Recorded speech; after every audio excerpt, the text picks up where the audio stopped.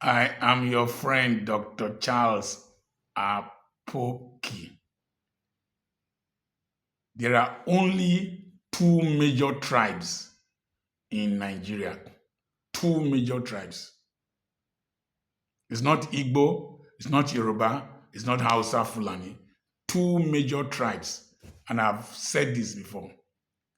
The two tribes are the oligarchy and the masses, the elites and the talakawas. Forget all this Islam, Christianity, forget North, South, forget Hausa, Igbo, Yoruba. No. Nigeria is a nation of personal and permanent interest. And the elites are ready to gang up together to exploit the commonwealth of this nation to the detriment of the masses. And the masses obey Marco Chipola's theory of stupidity. Stupid people do not know the consequences of their actions and they do not benefit from it. All those of you who voted Muslim ticket, all those of you who said it is the turn of the South, Emilokon and all that, you have seen that when they want to throw away Obasa, they don't care whether it's a Yoruba man, they don't care whether it's APC. They will throw him away and mess him up because he dared to want to enter an elite class that they have not created space for him, despite his shortcomings. As long as he was playing the game of the elite, they will have allowed him, even promoted him to another level. So whether you are a Yoruba, somebody called me that I'm talking about Yoruba people that is coming to kill me. Stupid person. You are a mumu, you are a fool. Poverty kill you for where you did. So I saw a video, a northerner, an elderly man that was complaining that he had diabetes, he had a heart disease. He was handcuffed. I don't know those who have access to handcuffs in Nigeria, but he had handcuffs. And some young people were flogging him. Flogging him. They told him to kneel down and flogged him. They asked him, why was he insulting the Kaduna state governor? It is true, I saw a post by the Kaduna state government that they are not part of that wicked treatment to a northern elder. They have dissociated themselves from it and they said it should be investigated and the culprits punished. Who will do the investigation? Who committed the offense? Who will punish who? And so this elderly man, a northerner from Kano State, Commander is his name, Mikey Commander. They whipped him, whipped the whole of his back. He was a northerner like them, a Muslim like them, and spoke the same language with them. But they flogged him because he dared to criticize. Criticism in Nigeria is becoming insult. Dared to criticize somebody they considered to be sacred, to belong to the tribe that he, Talakawa, did not belong to. Remember Aminu Kano and the Talakawas. So the police, the judiciary, the educational sector, everything is tailored into these two categories. The tribe of the elite, the tribe of the Talakawas, the tribe of the poor, the tribe of the ordinary person. If you go to Igbo land, it's the same categorization. You go to Yoruba land, the same categorization. You go to the north, same categorization. You come to the Midwest, same categorization. The oppressed and the oppressor. The people who have control and those who don't have control. You will just be deluding yourself that if they create one country out of your tribe, that it will be different. You're a fool. It is the same people. It's like baking a cake, then slicing it into small units. It's the same people that will go there and oppress the poor.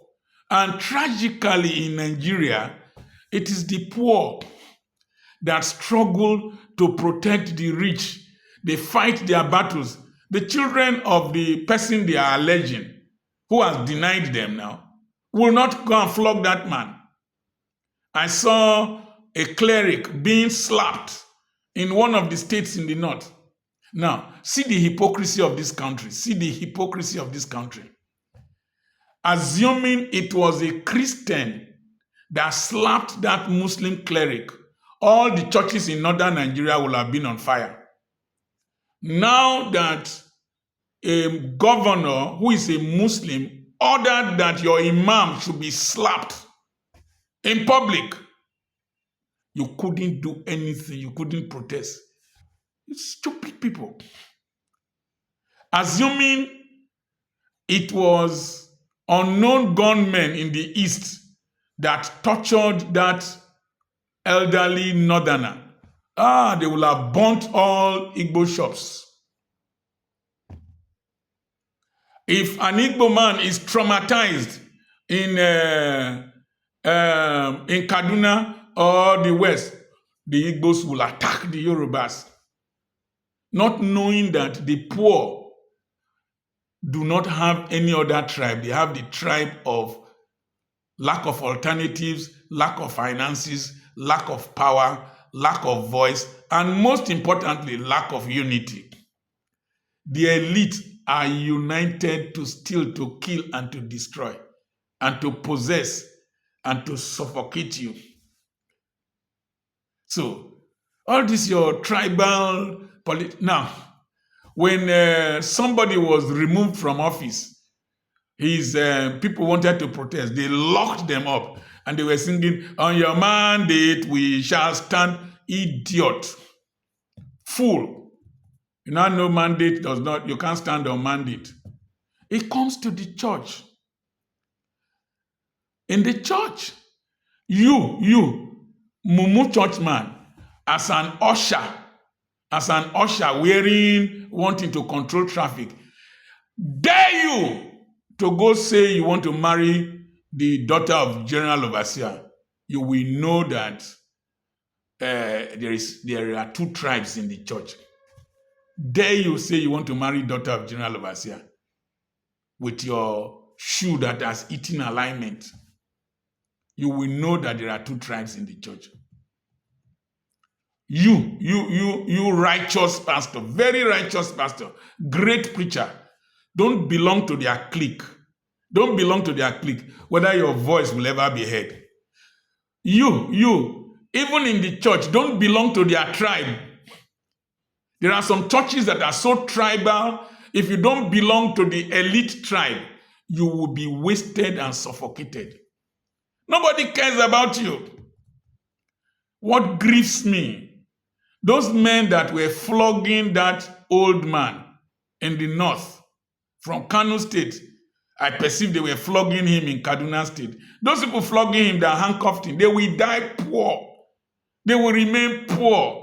They will not rise. Where is Rogers? Where is Rogers? They will die poor. They will remain among the Talakawas. They will retire and die poor. That is the tragedy in Nigeria and in most countries. You that are the taskmasters and this, even in Egypt, there were Israelis that were appointed to be supervising their own people, forcing them to make bricks. It's like that. One poor man, you wear uniform, you carry gun, you think you are somebody. Mumu. The day you retire, you will know that all your tires have been losing. The same office you used to go, they would drive you away. Can't you see ex-servicemen that were protesting in front of Ministry of Finance. Nobody cares about you. Once the masses in this country know that they are a tribe, Yoruba, Igbo, Hausa, minorities, you are one tribe. And then the elite that want to suffocate you, conquer you, steal, make you poor, they belong to another class. You see, they use the instrument of state to protect themselves and to punish you. Once you realize that, you will be very careful to fight an Igbo man, fight a Yoruba man, fight an Hausa man. Money speaks one language globally. Power speaks one language globally. Donald Trump has said he will not put tariffs on China. Well, you bust you, deal with you. So, what do? Use your brain. Don't let somebody use your head to crack coconut. I remain Dr. Charles Apoki. We have a webinar coming up on the 7th and on the 8th of February. It is tagged Overcoming Frustration and Stagnation in Life, Ministry, and Career. I will share with you mysteries that have helped me. No man intimidates me in this country. No man frustrates me. No person determines my income. No person determines my happiness or my joy. I knew what to do very early at the age of 27. And at 29, I broke free. Today, I'm 66. Calculate how many years. Send the message to +234 80 21 21 92 62. The admin will register you. Also contact him for properties. We have properties for sale, acres of land that we bought. Send the message to +234 80 21 21 92 62. He will give you the prices and locations. God bless you.